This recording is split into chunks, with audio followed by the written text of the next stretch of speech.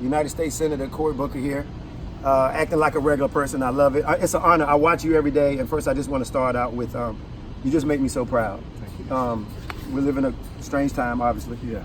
And I just had a few questions for my listeners, and I think the first one is, talk to me about people that's frustrated about this whole political system right now and some of the things that our current president is doing that's making people turn off. Tell them why they got to turn back on. Well, first of all, if you're not frustrated, outraged, angry, then you're not paying attention. Mm-hmm. The point is that you can't let it push you into cynicism, which is like I always say, a toxic spiritual state.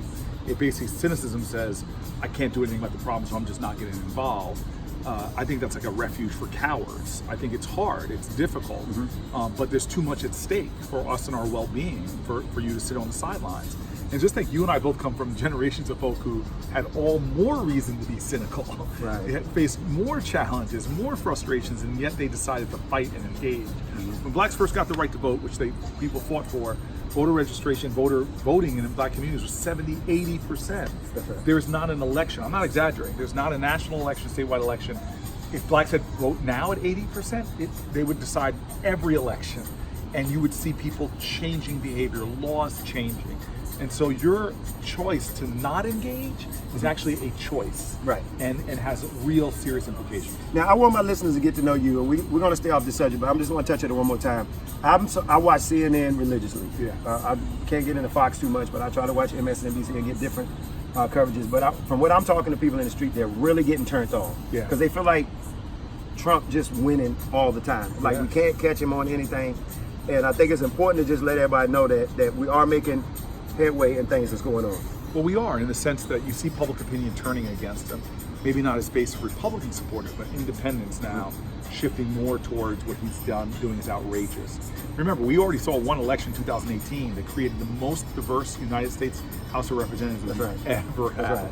More women, more minorities elected, and their bills are reflecting that. Now, they're not getting past the Senate because the Senate's still Republican control, but right here in North Carolina and in a number of other states, if people get active, we can change that. And then Democratic President, Democratic Senate, Democratic House, we can pass big laws on everything from civil rights, voting rights, healthcare, entrepreneurialism, economic opportunity, climate change, college costs. All of these things are very much on the agenda for the Democratic Party. And I think it's not a party agenda, I think it's a people's agenda. Right. So let's talk about you and what you got going on there. First of all, I understand you got some ties to the area, right? You got some family? Yeah, this is like, I feel one of my home states, because my dad is born and raised in Hendersonville, North Carolina. Oh, wow. Yeah, I've been coming here since I was a little kid. It really is a place I feel home. Right. So you're in the home of the HBCUs. Yes. When you become president, yes. What you going to do for the HBCUs? Well, in the Senate? first of all, be loyal to the people that got me over. Right. My grandparents met at an HBCU. My dad went to North Carolina Central. My mom went to Fisk. Yeah. So I would not be here if it wasn't for HBCUs.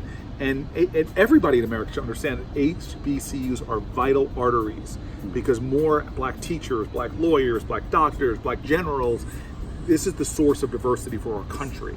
And HBCUs do things other colleges won't. They take chances on young people and are able to cultivate the harvest of genius much better than other schools, because they have cultural histories, they have traditions, they have involvements, engagements that really help black excellence emerge. And so I will make sure that we do things to help First of all, as a senator, I'm already very proud. I've gotten a lot of things done to support HBCUs. But as president, I'll have more power and leverage to really help HBCUs. I will not forget where I came from. Yeah, because I think the question Donald Trump said was, nothing can get worse, and it seemed like things get worse. Yes. Let's talk a little bit about some other things like that drive you to be president. Tell me some other issues that you're really concerned about that's near and dear to you. Look, I grew up I came of age, I should say, because I moved to Newark, New Jersey when I was coming out of law school. For 2 decades plus now, I've lived in a black community. And I'm 2 months older than you. I just want you to Are you serious? Because you're April birthday. Yeah. March. Yeah, I got to give you a little more respect then. That's right. I'm your elder. You're my elder. You are by 2 months.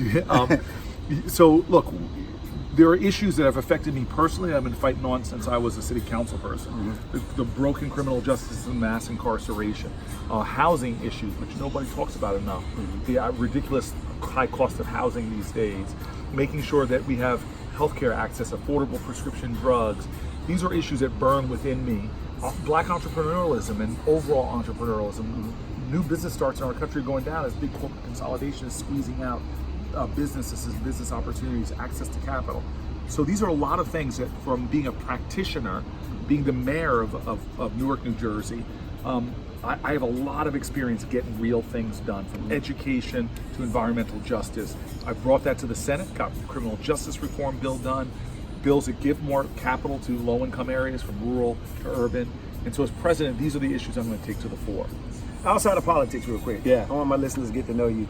Sports. What type of sports are you into? Well, I played football in You college. understand you're a football player? I played at Stanford, so that's my sport. Right. I've So, always been a football favorite player. football team? Come on, I'm a Jersey guy. Okay, so there's a bunch of teams up there. So. Yeah, but you know, when I was in high school, I was the New Jersey player, the Gatorade Player of the Year from the state of New Jersey, Right. and the Giants really adopted me. Okay. They made me their Player of the Year as well.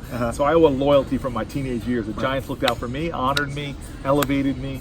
I'm a Giants diehard player. Right. So basketball. Are you have a favorite basketball team? This is you can help me with this. Okay. Because the who played in Newark? Bernard? Was it No, Bernard the King? Nets played Okay, in the Newark. Nets. Okay, team-wise. And then Okay, Brooklyn, bunch of Took 'em? Brooklyn snuck into Right. my city late at night and stole my Right. team. They showed. I heard Kyrie talking about him growing up that was like his favorite team. And so it hurts me now. I Right. feel like a man without a team right now because my team. I just feel like you left Jersey, you left me, and so now I've been without a team for a number of years now. Well, again, I appreciate you. I'm honored to have you in our city, and when I found out I have a chance to get a few minutes with you, keep doing what you're doing. Just one more thing, if you can really tell my listeners the importance of the 2020 election, what's at stake, and why they really need to stay motivated and get out there. And Well, I want to support say two things. I'll answer that question, but first let me just say this. People don't remember, because before we were, but black radio, there were voices that entertained, but more than that, they activated, they engaged the community. You know, my father's from DC. There were some very famous black radio voices that really were engines of the movement. And when I see you doing what you're doing, in my opinion, you are following in that tradition. So I want to thank you. I'm celebrating 20 years too. Are you serious? It's my 20th year on the radio. Yep, I've been at 20 years. Okay, so that's very powerful, and it's a tradition that we need to continue in this country. And yeah, we want to be entertained, but even black music has always been about activism, about engagement, or about soothing the wounds from the blues to hip hop of just life. And so I just want to say thank you for doing what you're doing. Thank you. I may be in politics, you may be in radio entertainment, but we are in the same trench fighting for the cause of our country, which we are still trying to make real. And so the question you have for your listeners is, where are they going to be? Are they going to be a part of the fight and the struggle, or are they going to check out? They are here because people struggled for them. Right. Who had every reason to check out, but people fought for us, and we only have one choice, which is to continue that struggle forward. And as much success does not go to the person who complains the most, That's right. or the person who points out to the problems. I always say you have one choice in life over and over to make, and that's either to accept things as they are or take responsibility for changing them. And we come from a history of folks who took responsibility for making the change. Langston Hughes has that powerful poem where he goes, "America never was America to me, and yet I swear this oath, America will be." We should swear that same oath and make this country live up to its promise to everybody. Oh, well, and you just reminded me to sneak in one more. We just lost a great one. Elijah Common. Yeah. Speak on what he's meant to you, and you know what he's just meant to us. Yeah, so I came to the Senate about 6 years ago, and there are these living legends. John Lewis there, Elijah Cummings, you know, Congressman Clyburn. These people who were part of this great period. Maxine Waters, you know, and I get to sit at the table with them in our Black Caucus meetings. Elijah was one of these men who was a gentle giant. Who was wise and kind, strong and tough, and showed you could be strong and tough without being mean or cruel. And he really was one of these people that when I got down there, put their arm around me and just elevated me. And so I know that death can end the life, but it can't end the love. And his legacy of love and service will go on beyond him. Well, you're in good company because I interviewed then Senator Barack Obama. All right. So now I'm interviewing you. So All right. I'm giving you that touch of love. Thank you, man. I And need keep that. fighting for us. Thank okay? you very much. Thank I you hope so this much. won't be the last conversation. I hope not.